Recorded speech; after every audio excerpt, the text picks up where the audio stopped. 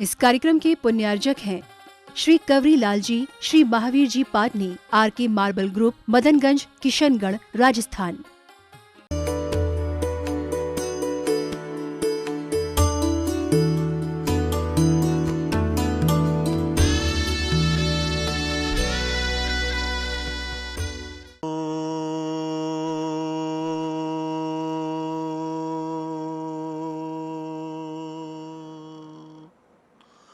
अरिहन्तार्णं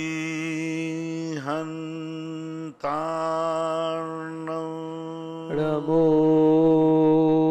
अरिहन्ताणं नमो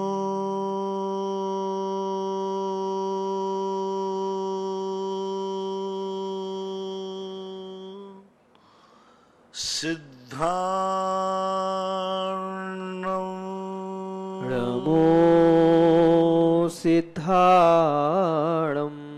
नमो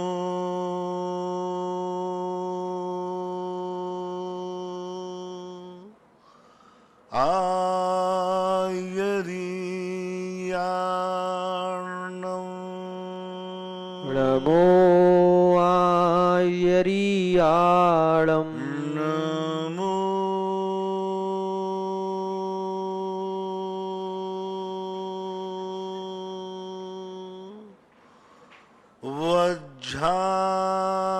वज्झायाणं नमो वज्झायाणं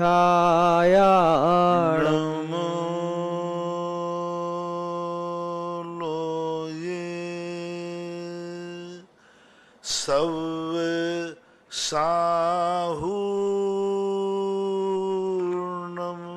नमो लोये सौसाहूणम्। पंच परमेष्टि भगवान की जय हो। आचार्य श्री गुरुवर कुंद कुंद महाराज की जय हो। आचार्य श्री गुरुवर विद्यासागर महाराज की जय हो। परम पूज्य निर्यापक मुनि श्री 108 सुधा सागर जी महाराज की जय। परम पूज्य निष्कम सागर जी महाराज की जय। समस्त मुनि संघ की जय। मुंबई से विजय कुमार जनन की जिज्ञासा है, महाराज श्री के चरणों में नमोस्तु। महाराज श्री, क्या अधर्म व हिंसा से पाया समान व धर्म कार्यों में लगाना या लगवाना जैन धर्म संगत है या नहीं? जैसे जमीन खोदकर उत्पन्न सामान व उससे कमाया धन, जिसे खनन खेती आदि से, क्या पहले की अतिशयकारी प्रतिमाएं व अन्न मंदिर के निर्माण जमीन के ऊपर से प्राप्त सामानों से होते थे या नहीं? कृपया समाधान। पाप और पुण्य जब माना जाता है जब व्यक्ति पाप और पुण्य छोड़ देता है। जो स्वयं पाप कर रहा है तो उस पाप को धोने के लिए उसको कुछ तो करना पड़ेगा। कोई कहे कि नहाने के लिए जलकाय जीवों की आराधना करना चाहिए या नहीं, पानी लेना चाहिए या नहीं, क्योंकि नहाने में भी हिंसा होती है, जीव मरते हैं, असंख्यात जीव मरते हैं, तो उसको स्नान करना चाहिए या नहीं करना चाहिए जैनी के लिए? तो जिनवाणी कहती है पहले ये पूछो कि उसने गंदा होना छोड़ दिया है तो फिर स्नान करना छोड़ दे। गंदा यदि हो रहा है तो उसे जल रूपी स्नान की हिंसा का पाप और उठाना पड़ेगा। एक पाप के लिए भी दूसरा थोड़ा पाप करना पड़ता है। हमारे पूज्यवर समंत भद्र महाराज ने कहा, सावध लेसौ बहु पुण्य रासौ। जमीन खोदने पर एक इंद्रिय जीव की आराधना होगी, निश्चित है, लेकिन कितने जीवों का कल्याण होगा उस मंदिर बनने से? हाँ, यदि वो ये कह दे कि मैंने आरंभ और परिग्रह का त्याग कर दिया तो ठीक है। यदि खनन कार्य करना, वो कहे महाराज जी मुझे एक और तो मंदिर का कार्य छोड़ दूं और व्यापार करना भी छोड़ता हूं, तो ठीक है, पहले व्यापार करना छोड़ दो, फिर मंदिर जनाना जरूरी नहीं। संसार के कार्यों में तुम पाप कर ही रहे हो। मान लो तुमसे दान नहीं कराया जाए तो क्या माइंस खोदना बंद कर दोगे? बोलो भाई, यदि आपसे दान नहीं कराया जाए तो दुकान करना बंद कर दोगे? यदि तुमसे आहार नहीं दिलाया जाए तो रोटी बनाना बंद कर दोगे? नहीं, आहार देना कोई जरूरी नहीं। किसके लिए? जिसने स्वयं के लिए रोटी बनाना बंद कर दिया है। जब तुम रोटी बना ही रहे हो तो जैन दर्शन कहता है टैक्स और दान कमाने के बाद लिया जाता है। जब तुमने कमा ही लिया तो राजा का टैक्स दो। जब तुमने पाप कर ही लिया है तो उसको धोने के लिए भी दान करो। इसलिए गृहस्थों के लिए दान क्यों बताया, मुनियों के लिए क्यों नहीं बताया? ये दान पूजा की क्रियाएं हम मुनियों के लिए नहीं है, क्योंकि हम लोग आरंभ परिग्रह नहीं करते। जो पाप के लिए आरंभ करता है उसे धर्म के लिए आरंभ करना ही पड़ेगा। जो मकान बनाने का आरंभ करता है उसे मंदिर बनाने का आरंभ करना ही पड़ेगा। वे बहुत बड़े अज्ञानी हैं जो मकान में तो एक मकान नहीं, 2 मकान, 3 मकान, 4 मकान, मल्टी स्टोरियां बना रहे हैं किराए के लिए, बेचने के लिए। वहां ध्यान रखना जाता कि ये एक कमरे में तो रहता है भला आदमी, एक कमरे में रहता है और 10-10 मंजिल की मल्टी स्टोरियां बना करके बेच रहा है। अब वहां हिंसा नहीं हो रही? 10-10 मकान बन जा रहा है, जितने फ्लैट होते हैं कितना मकान की हिंसा करता है और रहता है एक मकान में। वहां कितनी हिंसा, अरे काय के लिए हिंसा कर रहा है? एक कमरे में रह रहा है, एक मकान के में रहो और खाओ पियो आराम शांति से रहो। कितना आराम परिग्रह। जैन दर्शन बस यही कहता है जब तुम पाप के लिए पाप कर रहे हो तो कम से कम पुण्य के लिए पाप करोगे तो वो पाप कम से कम धुलेगा तो सही। जलकाय जीवों की हिंसा है नहाने में, लेकिन कीचड़ लगा करके जो कीड़े पड़ रहे हैं नहीं नहाओगे तो उन कीड़ों की अपेक्षा ठीक है। इसलिए गृहस्थ उसके लिए ये सब चीजें विचार करना चाहिए। जिसने आरंभ परिग्रह घर गृहस्थी में कमाना छोड़ दिया, मकान बनाना छोड़ दिया, धंधा पानी छोड़ दिया, व्यापार करना छोड़ दिया, इसलिए यदि वो निरंतर करता है, ये लोगों का कई लोगों का सोच है धन कभी पुण्य से कमाया ही नहीं जाता है, धन तो सदा पाप से कमाया जाता है। कोई भी धन आज तक पुण्य क्रिया से कमाया और जितनी पुण्य क्रियाएं उनको वर्जित कर दिया गया। जब भी धन कमाओगे पाप से ही कमाओगे। यदि तुम्हारी ऐसी बुद्धि आ गई हो जिसने प्रश्न किया हो तो कृपया करके आज ही जहां हो वहीं नियम ले ले कि आज से मैं संसार के किसी आरंभ परिग्रह का कार्य नहीं करूंगा। फिर आपको कोई धर्म करने की जरूरत नहीं, जैसे हम लोगों को, क्योंकि हमने कोई सब आरंभ परिग्रह छोड़ दिया, इसलिए अब हमारे लिए कोई जरूरत नहीं है। लेकिन आपको बहुत जरूरत है। कमाने के बाद टैक्स नहीं भरे, जिस दिन पकड़ा जाएगा उस दिन जेल में जाएगा। कमाने के बाद दान नहीं दे, जिस दिन कर्म का छापा पड़ेगा नरकों में पड़ेगा। नियम है। पूज्यवर उमा स्वामी महाराज ने कहा वह आरंभ परिग्रहत्वम नारकस्य ऐसा। जैसे आप लोग धन कमाते हो, खूब कमाए जा रहे हो और सरकार का टैक्स नहीं देते हो, जिस दिन छापा पड़ेगा तुम जेल में पड़ोगे और धंधा चौपट हो जाएगा। इसी प्रकार से संसार के लिए तुम खूब कमा रहे हो और दान नहीं देते, मकान बना रहे मंदिर नहीं बनाते, खूब आरंभ, तो एक दिन जिस दिन कर्म का छापा पड़ेगा, उम्र की आयु आएगी, सीधा धड़ाम से नरक के अलावा कोई दूसरा स्थान नहीं है। क्योंकि तुमने आरंभ परिग्रह तो किया पाप के लिए, लेकिन धर्म नहीं किया। इसलिए जैन दर्शन का पापियों के पाप धोने के लिए ये दान की क्रियाएं की जाती हैं।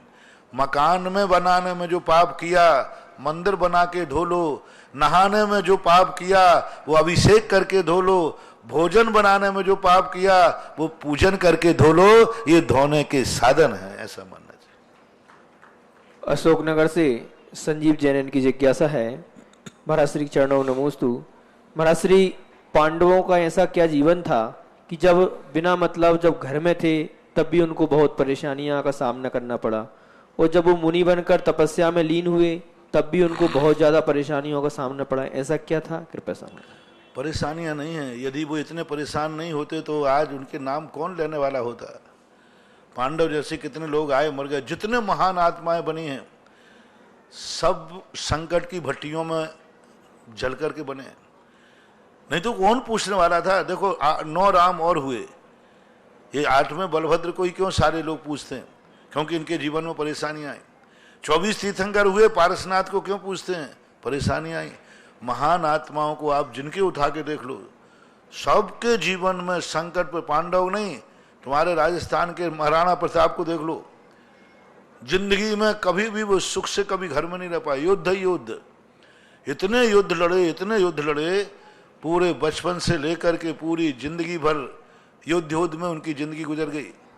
लेकिन उन्हीं परिस्थितियों से वो आज राजस्थान में और किसी राजाओं का नाम लिया जाए या न लिया जाए, महाराणा प्रताप का जरूर लिया जाता है। तो जीवन में जो विपदाएं आती हैं, इनको विपदा नहीं मानना चाहिए, ये तुम्हारी ऊंचाइयों को छूने के लिए साधन है। दुख ही मानव का संपत्ति है, दुख से क्यों घबराता है। कायर लोग घबराते हैं और अच्छे लोग उसको चुनौती मानते हैं। जितना प्रतिकूल वातावरण मिलेगा और जब उस प्रतिकूल वातावरण को तुम पार करोगे तो बाहर जाके तुम देखोगे 10 लोग तुम्हारे लिए स्वागत करने खड़े होंगे। बस शर्त एक है, विपदाओं में पीछे नहीं हटना, विपदाओं में अधर्म का सहारा नहीं लेना, विपदाओं में अपने मन को अस्थिर नहीं करना, डटे रहो अपने आप में। आने दो विपदाओं में, क्या फर्क पड़ता है। अंत में ये सोच लो कि यदि मेरा मार्ग सच्चा है, सत्य के साथ मर जाना ठीक है और असत्य के साथ जिंदा रहना भी ठीक नहीं है। अधर्म के साथ जिंदा भी रह जाओ तो क्या मतलब, और धर्म के साथ मर भी जाएंगे तो क्या। एक रात कम जिए तो हैरत क्या, हम उनमें से हैं जो मसाले जला के जिए। मुजफ्फरनगर से तृप्ति जैन की जिज्ञासा है, महाराज श्री के चरणों में नमोस्तु। महाराज श्री, हमने आदिनाथ पुराण में पढ़ा है, उसमें कुलकरों के बारे में बताया है कि सभी कुलकर युगलिया होते हैं और उनके समय में विवाह पद्धति नहीं होती थी और कुलकर मोक्ष भी नहीं जाते हैं। लेकिन क्या नाभिराय जी और मरुदेवी जी भी युगलिया थे? और महाराज जी, क्या कुलकरों की गणना 63 सलाका पुरुषों में होती है? और महाराज जी के भगवान आदिनाथ जी भी अंतिम और 14वें कुलकर थे? कृपया समाधान। कुलकर 2 प्रकार के होते हैं, एक भोग भूमि में कुलकर होते हैं और एक आगे पंचम काल से बाद जब चौथा काल आएगा उस समय भी कुलकर होंगे। तो ये जो भोग भूमि के कुलकर होते हैं, ये नियम से भोग भूमि के समय ही होते हैं और ये नियम से युगलिया ही होते हैं। हुंडाव सर्पणी देन के कारण से कुलकरों के यहाँ कभी तीर्थंकरों का जन्म नहीं होता, क्योंकि कुलकर 3रे काल में होते हैं और तीर्थंकर 4थे काल में होते हैं। तो इसलिए होना, इस बार हुंडाव सर्पणी देन के कारण से 3रे काल में ही कर्म भूमि चालू हो गई। हुंडाव सर्पणी के कारण से तीर्थंकर का जन्म युगलिया रूप से भोग भूमि के स्वरूप में जन्मे तो उनका जन्म हो गया। यानी नाभिराय तक भोग भूमि मानी जाती है, कल्पवृक्ष थे। तीर्थंकरों का जन्म युगलियों के यहाँ नहीं होता, नियम से जो विधिवत विवाह आदि करते हैं उनके होता है। लेकिन हुंडाव सर्पणी की देन है कि तीर्थंकर ऋषभदेव का जन्म युगलिया के हुआ, नाभिराय के हुआ। नाभिराय मरुदेवी नियम से उगलिया ही थे, एक साथ ही जन्मे थे और एक साथ ही उनका जीवन हुआ। लेकिन नाभिराय के बाद फिर जो भी परंपराएं हुई, फिर उसके बाद युगलिया का जन्म होना बंद हुआ और फिर विवाह पद्धति चालू हुई। दूसरी बात है कि तीर्थंकर को जो कुलकर कहा, ये उपचार से कह दिया, सैद्धांतिक नहीं है, सैद्धांतिक नहीं है। 15वां कुलकर कहा, महापुराण में तो भरत चक्रवर्ती को भी कुलकर कहा, उन्होंने भी एक नई परंपरा चलाई, 16वें कुलकर उनको कहा। तो ये अपनी श्रद्धाओं के माध्यम से कह देते हैं, सिद्धांत में तो 14 कुलकर ही होते हैं और ये जो भी घटनाएं घट रही हैं ये सब उसी भाव में मोक्ष वो जाते नहीं हैं, क्योंकि भोग भूमि जीव में जन्म लेने वाले को मोक्ष नहीं मिलता है उसी भाव में। और ये 63 सलाका पुरुषों में नहीं आते हैं, महापुरुषों में जो तीर्थंकर के माता पिता होते हैं वे महापुरुषों में गणना कर ली जाती है। फिरोजाबाद से प्रतिभा जैन की जिज्ञासा है, महाराज श्री चरणों में नमोस्तु। महाराज श्री, हमने जिज्ञासा समाधान में सुना था कि भगवान जी की प्रतिमा घर में नहीं रखनी चाहिए। महाराज श्री, इंद्रध्वज महामंडल विधान में धातु के छोटे मानस्तंभ के अंदर प्रतिमा और ऊपर ध्वजा है जो कि मारनाओं पर चढ़ाई गई थी। विधान के बाद लोगों को बांट दी गई, जिससे हमारे पास भी एक आ गई है। महाराज श्री हम लोग दुविधा में क्या करें? हर चीज बांटी जाए तो तुम बटी हुई चीज ले क्यों लेते हो? मतलब कोई जहर बांटे तो ले लो, क्योंकि फोकट में मिल रहा है, ले लो, क्या बिगड़ता है? तो आजकल तुम ऐसे अंधे हो जाते हो कई बार कि कोई भी साधु, कोई भी ब्रह्मचारी, कोई भी पंडित, जो चीज है वो सब तुम ले लेते हो। अरे ये तो पूछना चाहिए कौन से शास्त्र में लिखा है कि हम मंदिर में चढ़ी हुई इनको अपने घर ले जाएं? ध्वजा का तो फिर भी औपचारिक रूप से इसलिए बन सकती है कि ध्वजा आपके घर में जा सकती है, लेकिन मंदिर जाना, मंदिर की वो 4 मणियां टाइप की फिर भी ठीक है, खाली है तो चल जाएगा, उसके अंदर मूर्ति रखी हुई ले जाना नहीं लेना चाहिए। मैं बार बार कहता हूँ, हर चीज लेने लायक नहीं है, थोड़ा सोच समझ के लो। क्या तुम्हारा घर इतना पवित्र है कि जहाँ भगवान का विराजमान करते हैं? देखो मंदिर को कितना पावन रखा जाता है, कितना शुद्ध रखा जाता है, कितनी प्रतिष्ठाएं होती हैं, फिर हमेशा मंदिर में हाथ धोते हैं, कुल्ला करते हैं, नहा धो के जाते हैं। क्या घर इतना शुद्ध तुम रख पाओगे? मंदिर में कोई सोता नहीं है, मंदिर में कोई ऐसे, तुम्हारे घर में क्या ऐसी शुद्धि हो पाएगी? नहीं हो पाएगी। इसलिए आप उसको किसी गहरे पानी में कहीं भी जहाँ बांध आदि हो उनमें उनको विसर्जित कर दीजिए, 9 बार नमोकार मंत्र पढ़ लीजिए, बस यही इसका तरीका है और कोई तरीका नहीं। बड़ौत उत्तर प्रदेश से नरेंद्र जैन, इनकी जिज्ञासा है महाराज श्री के चरणों में। महाराज श्री, आप हमेशा दान के बारे में कहते हैं, दान की महिमा को भी बताते हैं। वो कहते हैं कि जिस क्षेत्र में दान करो वहीं हमको वही प्राप्त होता है। तो महाराज श्री हमारी एक जिज्ञासा है, हमारी नहीं बहुत सारे लोगों की जिज्ञासा है कि हम ऐसा कौन सा दान करें जिससे हमारे घर में एक संस्कारित बहू आए? संस्कारित बहू आए तो संस्कार अपने आप में ढूंढो, मिलेगी कोई। यदि संस्कारवान रहना है तो ऐसी बात नहीं संस्कारवान बहुएं नहीं हैं। आजकल देखो कितने प्रतिभा स्थली से निकली हुई हर बिटिया संस्कारित बहू है। फॉर एग्जाम्पल वहां से देख लो आप, अभी तुम्हारे सांगानेर छात्रावास से निकलने वाली हर बच्ची संस्कारित होगी। इसी के लिए तो सारे के सारे संस्कार दिए जा रहे हैं। उसके लिए एक ही बात का कि अपने बेटे को संस्कारित करो, अपने परिवार का संस्कारमय वातावरण बनाओ।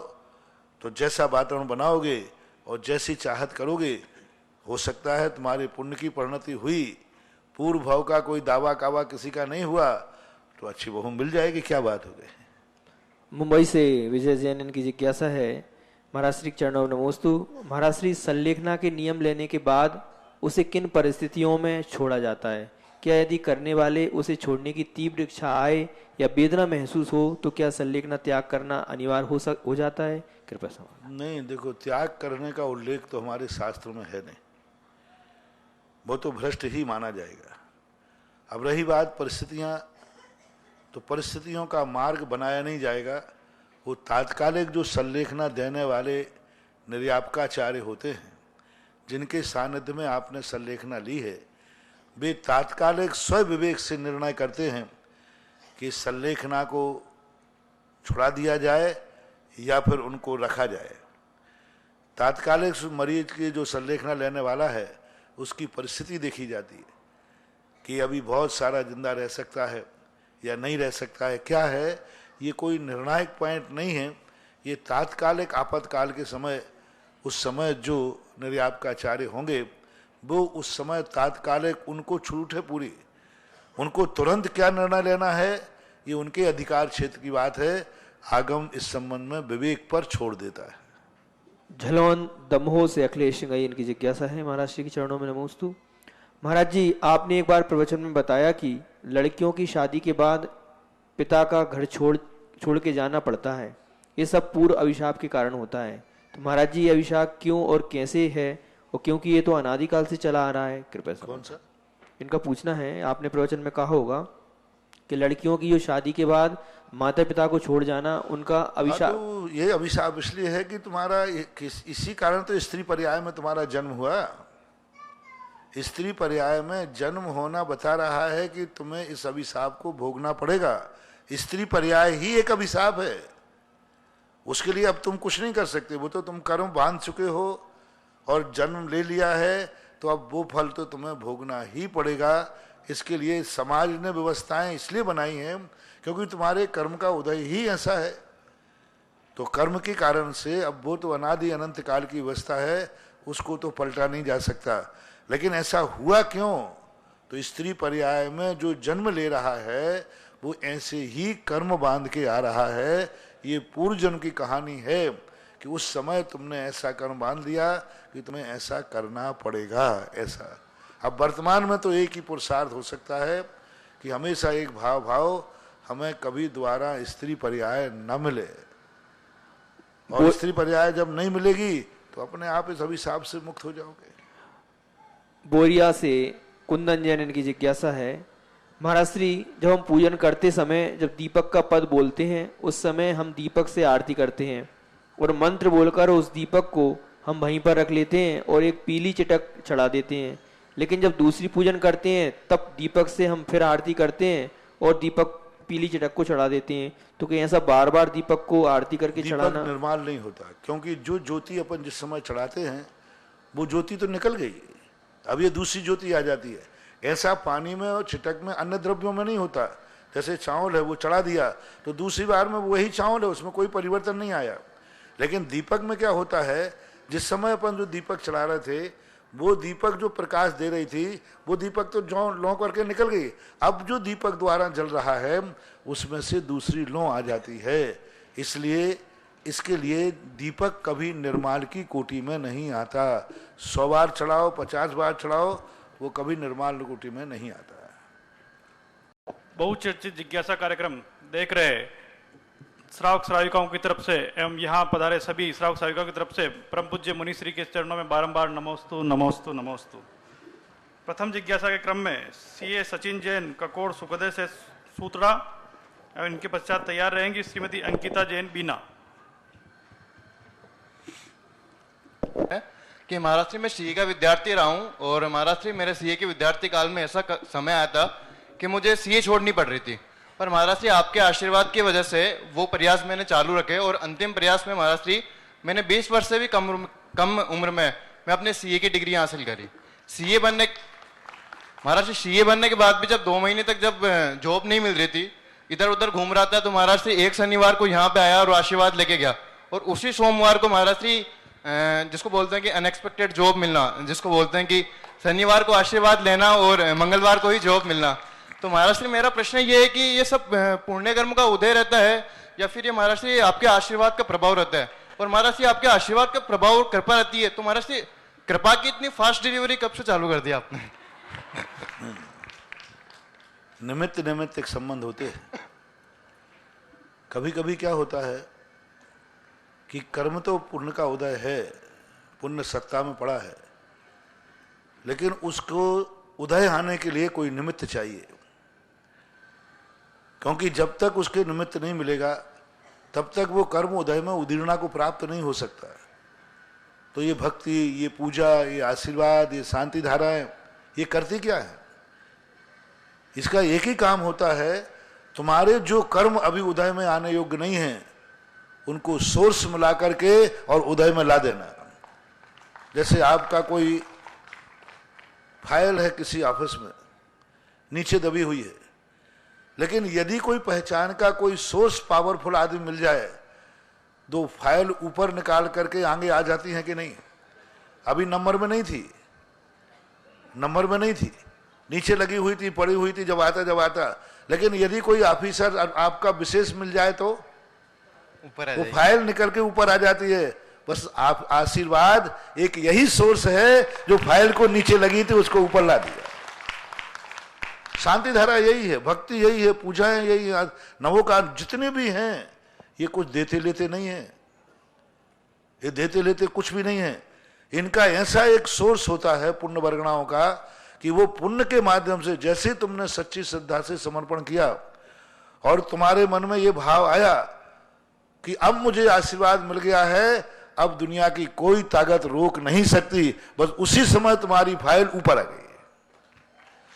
ये तुम्हारे ऊपर विश्वास के ऊपर रहता है, श्रद्धा के ऊपर। पूज्यवर मानतुंग आचार्य महाराज ने यही बात सिखाई।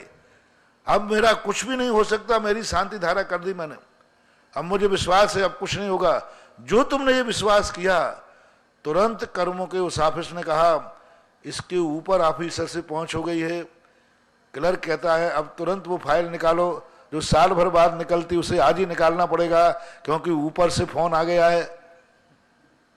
हाँ, ऊपर से फोन आ गया है। और ऊपर से जब फोन आता है तो जो वर्षों में फाइल नहीं निकलना थी वो उसी दिन निकल जाती है, मंजूर हो जाती है और आ जाता है। तो ये सब पुण्य की उधीरना कराते हैं। यदि इन सब में कुछ नहीं होता तो अनादिकाल से ये जितने मंदिर, पूजा पाठ, नमोकार मंत्र, ये भावनाएं, ये सब निरर्थक हो जाती। पर उसको हमारे हाथ में नहीं है, तुम्हारे विश्वास के ऊपर है। तुम्हारा विश्वास कितना है धर्म की चीज में? हमेशा यदि तुम्हें यह विश्वास हो जाए अंदर से, ऊपर से नहीं, कि अब मुझे आशीर्वाद मिल गया है, अब दुनिया की कोई ताकत मेरे कार्य को नहीं रोक सकती, बस समझ लेना ऐसा जो आपकी आवाज आई वह आशीर्वाद काम कर देगा और तुम्हारी फाइल को तुरंत फॉलो करवा देगा। तो सवाल है तुम्हारे विश्वास का। आशीर्वाद तो साधु सबको देता है। कई लोग सैंपल में आशीर्वाद लेते हैं कि लोगों ने बहुत कहा है कि महाराज के आशीर्वाद से सब काम हो जाते हैं, तो सोचो चलो हम भी करके देखते हैं, हम भी करके देखते हैं। चलो लोगों ने कहा शांति धारा करने से बीमारी दूर हो जाती है, हम भी करके देखते हैं। नहीं तो फलीभूत नहीं होगा। तो मैं नमोस्तु करते समय ये भाव आ गया कि नहीं अब कुछ नहीं हो सकता, मुझे नमोस्तु करने मिल गया और गुरु का दर्शन हो गया, बस अब मेरा काम होगा ही होगा। तो आप अपने अंदर से पूछिए कि उस समय तुम्हें कैसा लगा था जिस समय तुम शनिवार को आशीर्वाद लेने आए थे? डाउटफुल था कि क्लियर था? श्योर था महाराज जी। उस समय यदि तुम्हारे मन में भाव आ गया अब मेरा काम होगा ही होगा, गुरु का आशीर्वाद, तो जो आपने समर्पण दिखाया उस समर्पण ने आशीर्वाद का चमत्कार करा दिया। इसलिए हमेशा सारी चीजें हम इसलिए बार बार कहते हैं भगवान में नहीं भक्ति में चमत्कार है, आशीर्वाद में नहीं नमस्कार में चमत्कार है। साधु तो सबका कल्याण चाहता है, सबको अच्छा देखना चाहता है। एक मास्टर सारी क्लास को सबको एक समान पढ़ाता है, लेकिन कोई 33 नंबर लाते हैं, कोई 99 नंबर भी लाते हैं। पढ़ाने वाला एक ही है, पढ़ाने वाले में कोई कमी नहीं है, सबको एक साथ पढ़ाया। कमी किसमें है? पढ़ने वाले में है। तो ऐसा होता है। तो ये निमित्त निमित्त क्रियाएं कहलाती हैं। ऐसे होते हैं, होते आए हैं और होते रहेंगे। नमस्ते महाराज। श्रीमती अंकिता जैन बीना के पश्चात तैयार रहेंगे अर्पित जैन बीना। मेरे गुरुवर, मेरे आराध्य, मेरे जीवन प्रणेता, मेरे गुरुदेव के चरणों में त्रिवार नमोस्तु नमोस्तु नमोस्तु।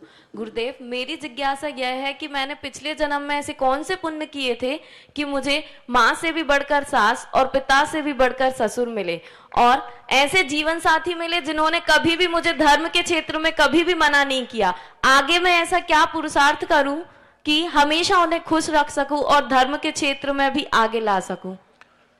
किसी को खुश रखने का एक ही साधन होता है, सामने वाले की जो अपेक्षाएं होती हैं उन अपेक्षाओं को ध्यान रखें। हमने एक दिन इस पर पूरा प्रवचन दिया था कि किसी को खुश रखने का सबसे बड़ा एक ही तरीका है, वो मेरे लिए नहीं है, हम उसके लिए हैं। भगवान से मैंने पूरा प्रवचन दिया, भगवान मेरे लिए नहीं है, मैं भगवान के लिए हूं, भगवान सदा खुश रहेगा। गुरु मेरे लिए नहीं है, मैं गुरु के लिए हूं। सास ससुर मेरे लिए नहीं है, मैं सास ससुर के लिए हूं। पति मेरे लिए नहीं है, मैं पति के लिए हूं। घर में किसी भी सदस्य के साथ एक ही अभियान आ जाए, मेरे लिए नहीं है ये, मैं इसके लिए हूं। यदि ये अभियान सारे भारत में चल जाए तो हर भारतीय व्यक्ति का स्वर्ग घर स्वर्ग बन जाएगा साक्षात। हर व्यक्ति एक ही सोच लग जाए। हर व्यक्ति क्या सोच रहा है? तुम मेरे लिए हो, तुमने क्या किया मेरे लिए, बस यहां से भी संवाद शुरू होता है। बेटा कहता मम्मी पापा आप मेरे लिए हो, तुमने मेरे लिए क्या किया? तो बाप भी कहता है बेटा मैंने तुझे पैदा किया है मेरे लिए, तूने मेरे लिए क्या किया? बस घमासान चालू। बेटा चाह रहा है कि बाप मेरे लिए है और बाप चाहता है बेटा मेरे लिए है।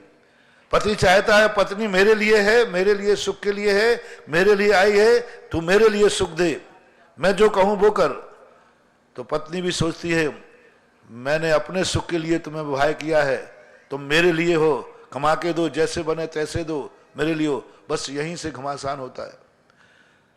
और दोनों एक सोच ले में कि नहीं, माँ बाप सोच ले में मैं बेटे के लिए हूं, मैं क्यों जिंदा हूं, बेटे के लिए, मुझे बेटे के लिए कमाना है, बेटे के लिए सोचना है, बेटे के लिए सब कुछ करना है। और बेटा सोच ले वे पापा मेरे लिए नहीं है, मैं पापा के लिए पैदा हुआ हूं और पापा के लिए जिंदा रहूंगा, कमाऊंगा तो पापा को, इच्छा पूरी करूंगा तो पापा की, हर इच्छा पूरी मैं पापा के लिए करूंगा, क्योंकि मैं, पापा मेरे लिए नहीं है, मैं पापा के लिए हूं।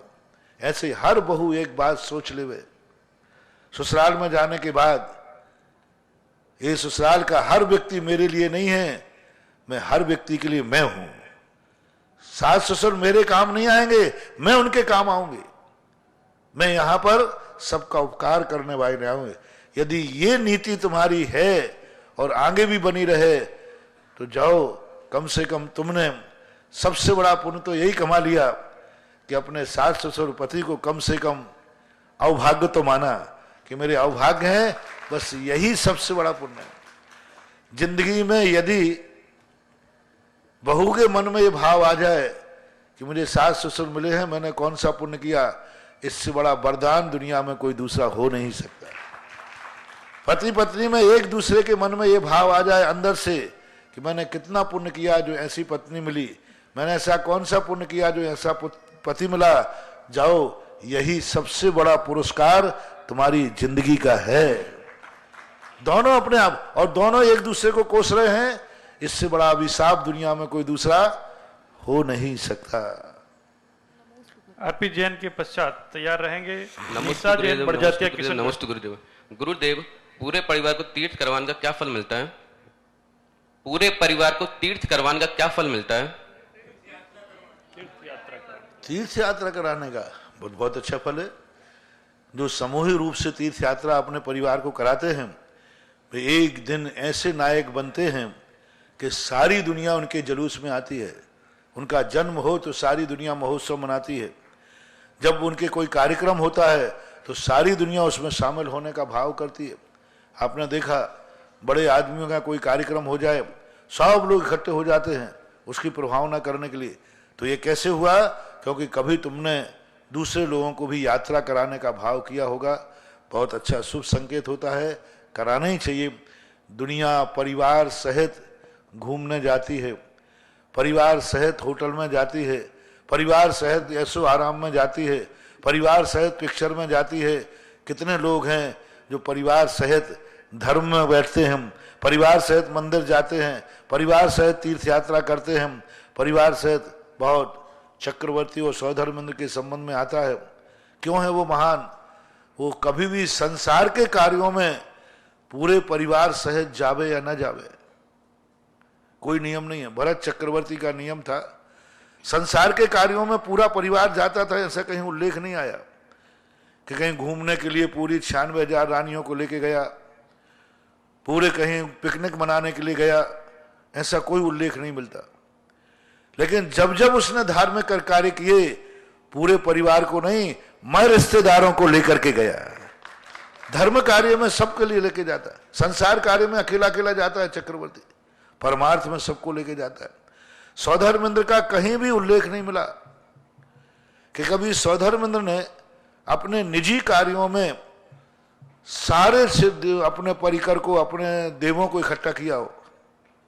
एक भी कार्य नहीं है, कोई महोत्सव नहीं देवता के सौधर्मेंद्र का जिसमें अपने कार्यों में पूरे विमानों के देवताओं को इकट्ठा करता हो। लेकिन जब वो नंदीश्वर जाता है, पंचकल्याणक में जाता है, तो सारे स्वर्ग के देवता का डंडोरा पीट करके सबको साथ लेके जाता है, सबको बुलाता है कि आओ तुम मेरे संसार के कार्य में शामिल हो या ना हो, लेकिन आज तुम हितैषी हो तो मेरे धर्म कार्य में जरूर शामिल होना चाहिए। लेकिन इस कलयुग में कितने परिवार हैं, कितने रिश्तेदार हैं जो संसार के कार्यों में तो कितने बार शामिल हो जाते हो। हर घर में साल भर में 1-2 कार्य ऐसे आ जाते हैं जिसमें सब रिश्तेदार परिवार इकट्ठे होते हैं। कितने घर होंगे जो धार्मिक कार्यों में पूरे परिवार को इकट्ठा कर सकें। हमारे यहाँ नीति है कि मरने के पहले जिंदगी में एक बार जरूर अपने सारे रिश्तेदारों को धर्म कार्य में इकट्ठा कराना। जैन दर्शन में और वैष्णव दर्शन में हर व्यक्ति को एक यज्ञ करना चाहिए। आपके जैसे कार्यक्रम होते ना तो उसमें सब रिश्तेदारों को बुलाते हो, आपके बेटे की शादी, भाई की शादी, बेटे की शादी, बहन की शादी, कोई भी, सबको बुलाते हो, कार्ड डालते हो, फोन करते हो, और नहीं आए तो कहते तो देखो भाई यदि नहीं आए तो बुराई हो जाएगी। ऐसे ही स्थिति कही गई। कम से कम जिंदगी में एक बार हर व्यक्ति के लिए एक ऐसा धार्मिक कार्यक्रम करना चाहिए, विधान कोई भी, जिसमें पूरे रिश्तेदारों को, व्यवहारियों को बुलाना चाहिए, कार्ड डाल के, मोबाइल करके, फोन करके। नहीं आवे तो ये कहना चाहिए देखो भाई साल भर में तुम हर कार्यक्रम में आए, इस कार्यक्रम में, भगवान के कार्यक्रम में नहीं आए तो बुराई हो जाएगी, इस जन्म की नहीं, जन्म जन्म की बुराई हो जाएगी। ऐसा कह करके एक बार जरूर कह के मरना चाहिए। ऐसा व्यक्ति कभी भी जन्म लेगा तो किसी धार्मिक स्थल पर लेगा, विधेय क्षेत्र में लेगा, सदा भगवान के पंच कल्याणक देखने मिलेंगे साक्षात। अपनी जिंदगी में धार्मिक कार्यक्रमों में लिए एक बार जरूर इकट्ठे करो। बारातें लेकर के तो सबको एक साथ बहुत बार जाते हो, पूरे रिश्तेदारों को लेकर एक बार सम्मेद शिखर जी जाओ, बहुत बड़ा काम है। एक साथ बाराती बनकर तो सब जाते हैं, लेकिन किसी धार्मिक कार्य में एक साथ पूरे परिवार सहित जाना, ये बहुत बड़ी आदर्श परंपरा है। शास्त्रों में ऐसे करने वाले लोग बहुत बड़ा यश कमाते हैं। निशा जैन बढ़ जाता है कि बच्चा तैयार रहेंगे। प्रमोद जी जैन टीकमगढ़। महाराज श्री के चरणों में नमोस्तु नमोस्तु नमोस्तु। महाराज जी मेरा ये प्रश्न है, हम तीर्थंकर भगवान की प्रतिमा के सामने हाथ जोड़कर नमो आर्याणम, नमो उज्जैनम, नमो लोहे सवे सावणम भी बोलते हैं, जबकि वो तो इन पदों से भी बड़े तीर्थंकर परमेष्ठी है। क्या हमें वहाँ केवल नमो अरियंताणम ही बोलना चाहिए? कृपया समाधान कीजिए। हम पांचों परमेष्ठियों में आपसी में कंप्रोमाइज है।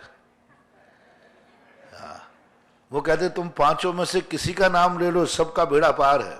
पांचों परमेष्ठी हमारे यहाँ एक ही मोक्ष, कारण और कार्य की विवक्षा, वे भगवान बन चुके हैं, ये भगवान बनने जा रहे हैं। जैसे राजकुमार को भी राजा नाम से लोग पुकारते हैं, ऐसे ही मुनिराज को भी कारण कार्य का उपचार करके कहने में कोई बाधा नहीं है। अनादि अनंत मंत्र है और एक साथ इनकी पूजाएं, भक्ति सब एक साथ की जाती हैं। मात्र व्यवहारिक दृष्टि से इनको अपन आसन अलग देते हैं, लेकिन जब पूजा की दृष्टि में आएंगे तो तीनों का ठोना, पांचों का ठोना एक ही स्थान पर होता, कोई दोष नहीं है। पूरा ममकार मंत्र ही पढ़ना चाहिए। प्रमोद जी जैन के पश्चात तैयार रहेंगे प्रियल जैन दनगांव। महाराज जी नमोस्तु, पूरे सारे परिवार के साथ नमोस्तु नमोस्तु। महाराज जी मैं टीकमगढ़ मोहनगढ़ से हूँ, उधर बंधा जी के पास मोहनगढ़ है सर। और उधर जो मंदिर बनना था, पुराना मंदिर जीर्ण हो गया था, तो उसको आचार्य श्री आए हुए थे, तो सारे परिवार ने, सारे समाज ने उसको नया बनवाने के लिए संकल्प लिया था। तो और हमने भी एक सुरई मोने शिखर बनाने के लिए उसमें ओम आप प्रश्न करें जी। तो महाराज जी हमने जो शिखर बनवाने के लिए स्वीकृति दी हुई थी, तो एक माह से ज्यादा हो गया है, 1 साल से ज्यादा हो गया और वो शिखर नहीं बन पा रहा किसी कारणवश। हमारे वहाँ पर हमारे, तो क्या हमको इसमें कुछ दोष लगेगा? आपका प्रश्न का जवाब, हमारे वहाँ पर बड़े महाराज, हमसे बड़े महाराज हैं जी, हमारे पूज्य समय सागर जी महाराज वहाँ विराजमान हैं। और जहाँ बड़े विराजमान होते हैं वहाँ ही ये प्रश्न करके समाधान करें, क्योंकि वो हमसे बड़े हैं और उस कार्य के लिए देख रहे हैं।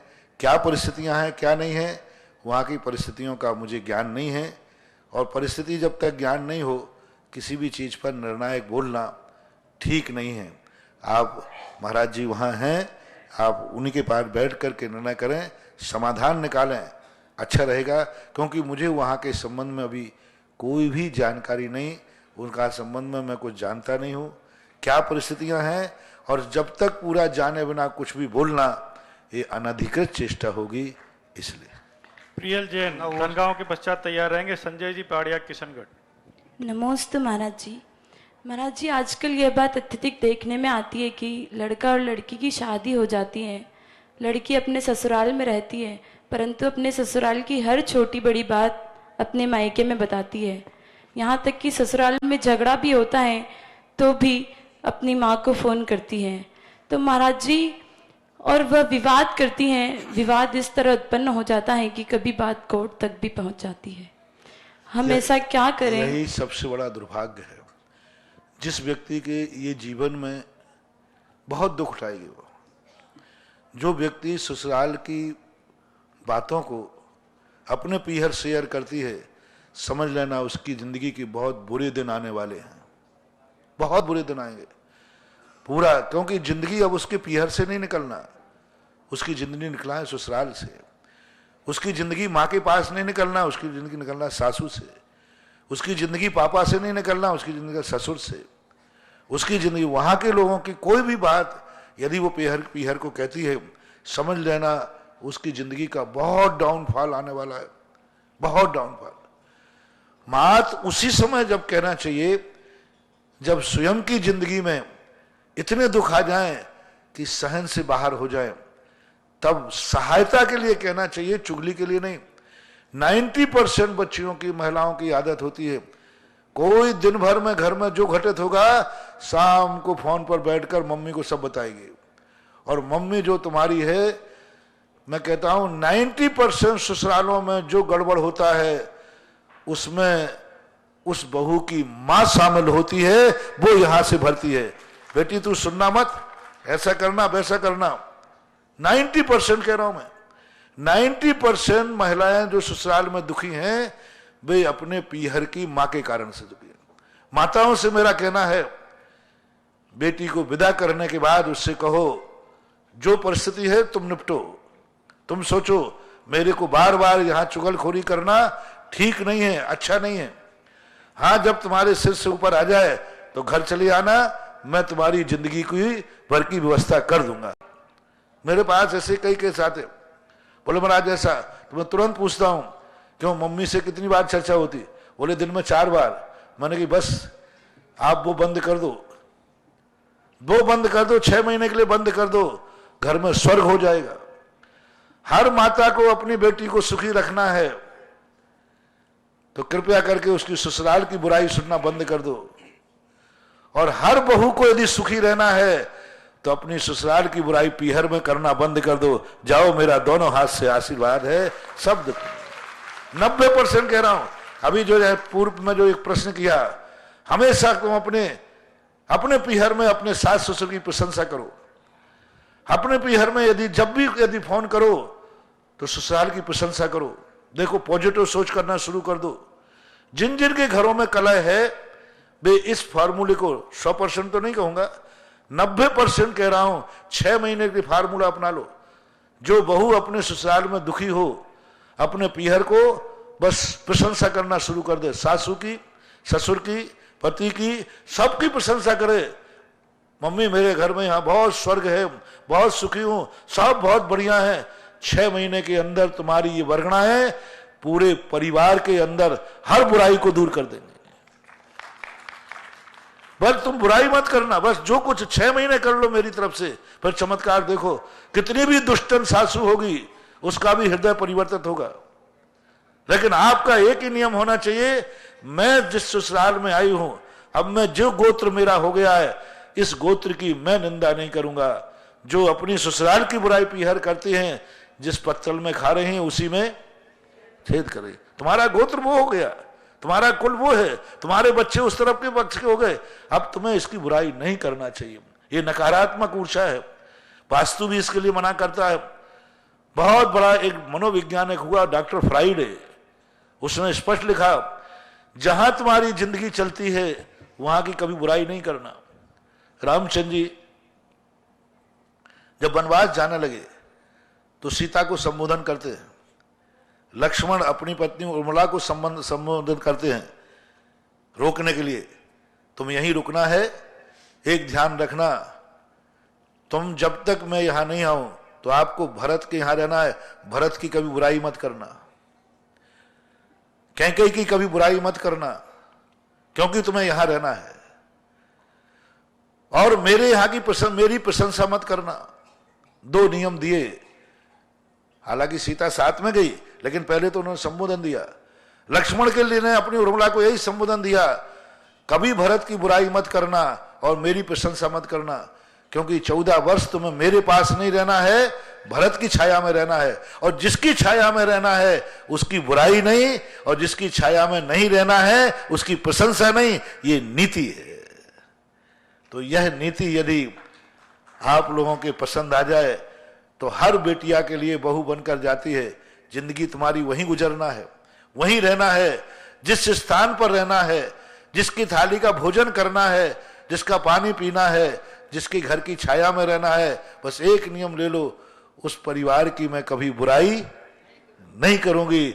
फिर देखो तुम्हारी वो पॉजिटिव सकारात्मक ऊर्जा क्या चमत्कार दिखाती है, अचंभित रह जाओगे आप लोग। संजय जी पहाड़िया किशनगढ़ के पश्चात तैयार रहेंगे। महेंद्र जी, मालती जी, सराप, ललितपुर। महाराज जी, मेरे पूरे पहाड़िया परिवार की ओर से आपको बारंबार नमोस्तु नमोस्तु नमोस्तु। महाराज जी, कसाय समुद्रघात क्या होता है? जब हम तीव्र कसाय करते हैं, चाहे वह राग रूप हो या द्वेष रूप, तो क्या आत्मा के कुछ प्रदेश हम जिस पर तीव्र राग द्वेष कर रहे हैं उसके आत्म प्रदेशों के पास जाकर उसे भी कसाय के लिए प्रेरित करते हैं? नहीं, कसाय समुद्रघात का अर्थ होता है जब अपन कसाय करते हैं तो हमारे शरीर के प्रदेश फूलते हैं। जैसे आप लोग कभी कसाय करते तो आपके नथने फूलते हैं, पेट फूलने लग जाता है, नसें फूलने लग जाती है, श्वास फूलने लग जाती है। ऐसे ही आत्मा के प्रदेश जब अपन कसाय करते हैं तो आत्मा के प्रदेश फूलते हैं, चारों तरफ से फूलते हैं, नीचे ऊपर बाजू में, अधिकतम वे तिगुने फूलते हैं। मान लीजिए किसी व्यक्ति की 6 फुट की काया है तो तिगुने प्रमाण पूरा आत्मा के प्रदेश 18 फीट तक फूल सकते हैं। ये मान लीजिए 1.5 फुट का है तो आप 1.5 कर 3 गुना कर दीजिए। इतने आत्मा के प्रदेश, जितने से मान लो अपने हाथ जा रहे हैं, जितने सीमा तक अपना हाथ जा रहा है इतनी दूरी तक आत्मा के प्रदेश फैलेंगे, बस इससे ज्यादा नहीं फैलेंगे। इसने अंदर में यदि वो है तो उसको कसाई की उदीर्णा करावें, ऐसा नहीं हो सकता। अब रही बात वर्गणाओं की, तो जब अपन क्रोध करते हैं तो अपने शरीर की कर्म और नौकर्म वर्गणाएं जरूर उसके पास जाकर के उसको उत्तेजित कर सकती हैं। आपने देखा होगा कई बार वर्गणाएं आ जाती हैं। कई लोग कहते हैं ना मेरी गुद्दी खुजला रही है, तो क्या कहते हैं कोई मेहमान आने वाला है। अब वो कुछ नहीं था, आपको मालूम नहीं था, और वो याद कर रहा था, वो स्टेशन पे आ चुका था, वो प्लानिंग बना रहा था, मैं जाके क्या करूंगा, क्या बोलूंगा, क्या करूंगा। वो वर्गणाएं आ रही हैं और तुम्हें संकेत मिल रहा है और पता चला वो सामने ही आ गया। तो जो मनोवर्गणाएं कहलाती, नौकर वर्गणाएं बोलते हैं। नौकर वर्गणाएं सामने वाले व्यक्ति के लिए प्रेरित कर सकती हैं, निमित्त बन सकती हैं, समुद्रघात से नहीं होता। महेंद्र जी, मालती जी, सर आपके बाद तैयार रहेंगे। श्रीमती अनीता जैन, बीना। नमोस्तु महाराज जी, नमोस्तु नमोस्तु। हम लोग महाराज जी मालती श्राप ललितपुर से आए हैं हम लोग, और हमारी शादी की 50वीं सालगिरह है, और उसमें हम सारे रिश्तेदारों को यहाँ लेके आए हैं। आपका आशीर्वाद चाहते हैं। मेरा प्रश्न यह है कि सारे सिद्ध भगवान का उत्पाद व्यय ध्रुव किस प्रकार से होता है? पहली बात तो अपने सांसारिक कार्य को तीर्थ यात्रा पर, यही सबके लिए शुभ संकेत होता है। मैंने अभी कुछ दिन प्रवचन पहले दिया था कि तुम कभी भी किसी कार्य में कहाँ जाते हो मुझे मतलब नहीं, लेकिन आपका जिसे आप अच्छा मानते, जन्मदिन है, शादी की सालगिरह आदि है, इनको किसी होटल में मत बनाना, इनको किसी गार्डन में मत ले जाना, इनको किसी पापी स्थान पर मत ले जाना, क्योंकि ये तुम्हारे लिए शुभ दिन है, सगुन है। मान लीजिए जैसे 50वां है तो आप क्या बोलते उसको, स्वर्ण बोलते ना। हाँ, जैसे आचार्य श्री का 50वां दिवस मनाया ना, ऐसे तुम्हारी शादी का 50वां है। तो अब ये 50वां तुम अपने लिए एक शुभ सूचक मानते हो, आप गृहस्थों की अपेक्षा, तो इसे ऐसे स्थान पर ले जाओ जो पवित्र स्थान हो। अब होटलों में जाओगे वहां पाप मिलेगा, पापी लोगों के दर्शन होंगे, पाप करोगे तो तुम्हारी जिंदगी में जो खुशहाली आना है सगुन है वो अब सगुन हो जाता है। इसलिए सारे जैनियों से कम खास तौर से मेरा कहना है, अजैनों से भी मेरा कहना है, आपके शुभ दिन के दिन बस उस दिन आप कहीं गलत स्थान पर मत जाना, अपने पवित्र स्थान पर ही जाना चाहिए। दूसरे दिन तुम्हें जहां जाना है जाओ, वो तुम्हारी मर्जी, कम से कम उस दिन, क्योंकि वो सगुन का दिन है, वो जन्मदिन है। जन्मदिन होटल में मत मनाना, जन्मदिन किसी हिल स्टेशन पे मत जाना, जन्म के दिन किसी गार्डन में मत जाना, क्योंकि वो तुम्हारे सगुन का दिन है, मंगल दिन है। उस दिन आप ऐसे पवित्र स्थान पर जाओ जहां जिसके ऊपर आंख उठाओ वो भी पवित्र है, जहां हाथ जोड़ो वो भी पवित्र है, जहां कानों में आवाज आवे वो भी पवित्र है, और जमीन को छुओ तो वो भी पवित्र है। तो इस स्थान के लिए दूसरा, सिद्ध भगवानों में जो उत्पाद व्यय होता है अर्थ क्रिया के माध्यम से, वो उनका स्व चतुष्टय है, अगुरु लघु गुण, क्योंकि प्रति समय वो अनंत सुख का आनंद ले रहे। तो जो अनंत सुख है वो तो अपने अविभागी प्रतिच्छेदों से ही घटित होगा ना। प्रति समय नया नया अनंत अव्याभास सुख उनको प्राप्त होता है, तो अविभागी प्रतिच्छेद आते हैं, उन्हीं के माध्यम से तो उनको सुख मिलेगा। इस अपेक्षा से सिद्धों का स्वचतुष्टय रूप जो ज्ञान है, दर्शन है, चारित्र है, आत्मा की अनुभूति है, वो अनुभव कर रहे हैं, जड़ नहीं है, चेतन है। जो अनंत सुख उनको मिल रहा है प्रति समय, उसी सुख के माध्यम से अगुरु लघु गुण जो होता है उसके माध्यम से प्रति समय अर्थ पर्यायें उत्पन्न होती हैं, मिटती हैं, ऐसा मानना चाहिए। श्रीमान चांदमल जी, सुरेश कुमार जी, दिनेश कुमार जी, मुकेश जी, नवीन जी लोहड़िया ने 1,11,000 रुपए की दान राशि की घोषणा करके तीर्थ रक्षक बनने का गौरव प्राप्त किया है। इसके साथ ही एक गुप्तदान में सोने की जारी में 5,000 और इसके साथ ही एक सोने का टॉप देने की घोषणा की है। तैयार रहेंगे अनीता जैन बीना। नमोस्तु गुरुवर। मैं बीना से हूँ। आचार्य भगवान बीना के आसपास भानगढ़, किमलासा, खुरई सभी जगह उनके चरण पड़े, लेकिन बीना में उनके चरण नहीं पड़े। तो हमारा ऐसा कौन सा कर्म का उदय था कि गुरुवर बीना नहीं पधारे, और अब हम ऐसा कौन सा पुरुषार्थ करें कि गुरुवर के अब ये सब बातें भगी भागन बस जोगी बसाए अपने अपने पुण्य के हैं। पता नहीं भारत में अभी कितने स्थान हैं जहां उनके चरण नहीं पड़े।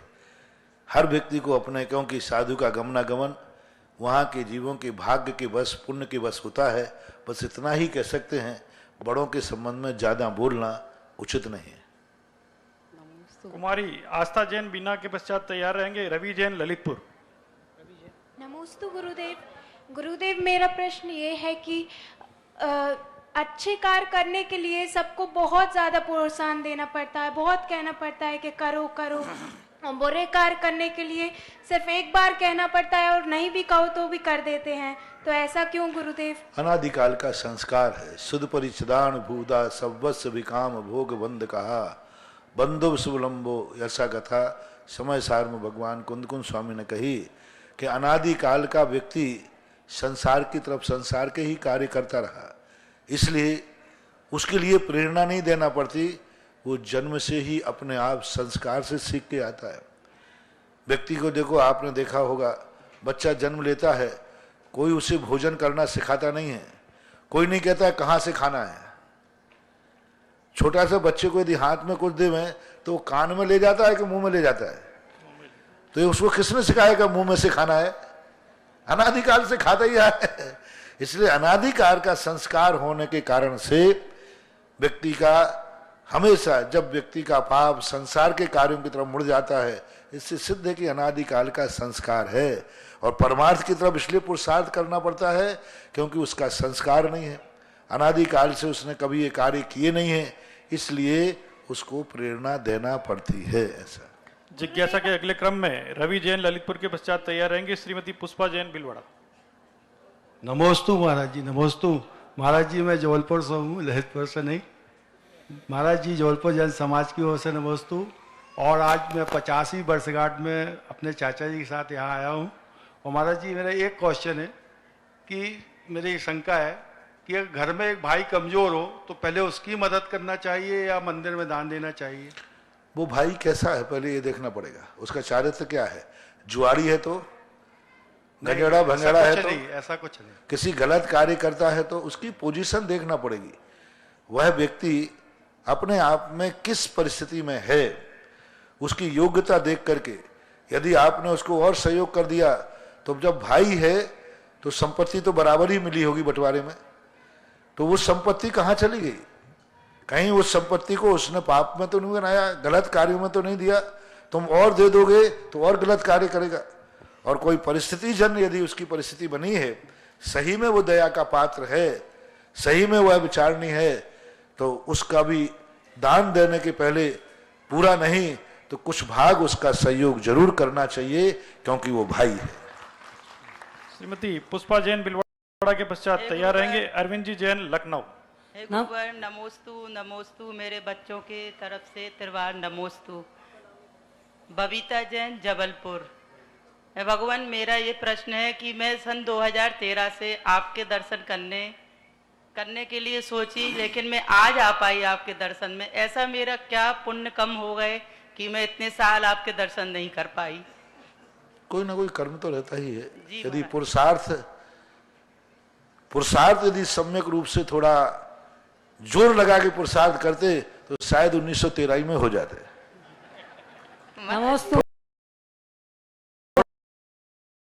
अपन लोग क्या है, संसार के कार्यों में तो जोर लगा देते हैं, परमार्थ के कार्य में हाँ किसी ने कह दिया मत जाओ अभी मैं आपके यहाँ आया हूं, अच्छा ठीक है, बहाने ढूंढते रहते हैं। यानी थोड़े से कोई काम आ गया, कोई व्यक्ति को सारे कार्य करता है, मंदिर के भी घर के भी, और यदि घर में कोई काम आ जाए तो सबसे पहले व्यक्ति कौन से कार्य को टालता है?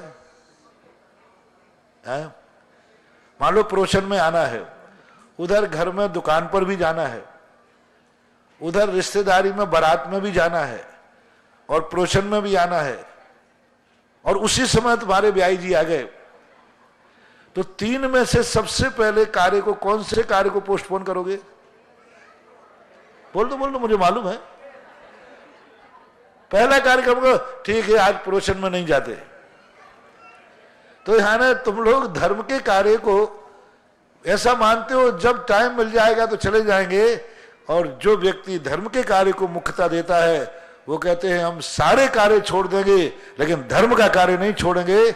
ऐसी हिम्मत कर लो तो जिस दिन चाहोगे उसी दिन हो जाएगा। नमोस्तु महाराज जी, नमोस्तु महाराज जी,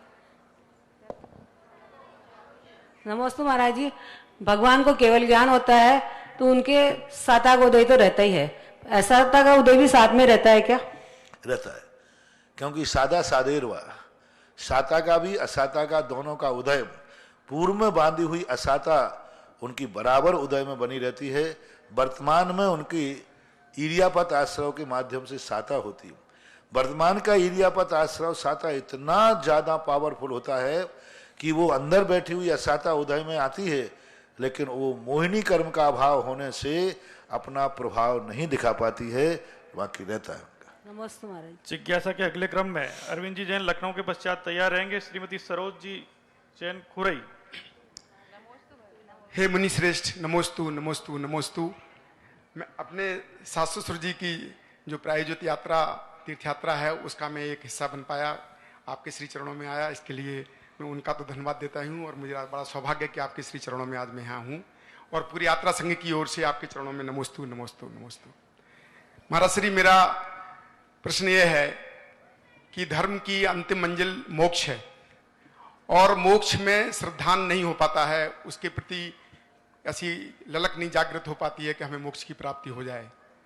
और जहाँ जो भी धार्मिक कार्य हम करते हैं वो उनमें कहीं ना कहीं सांसारिक सुख और वैभव की ही अभिलाषा रहती है।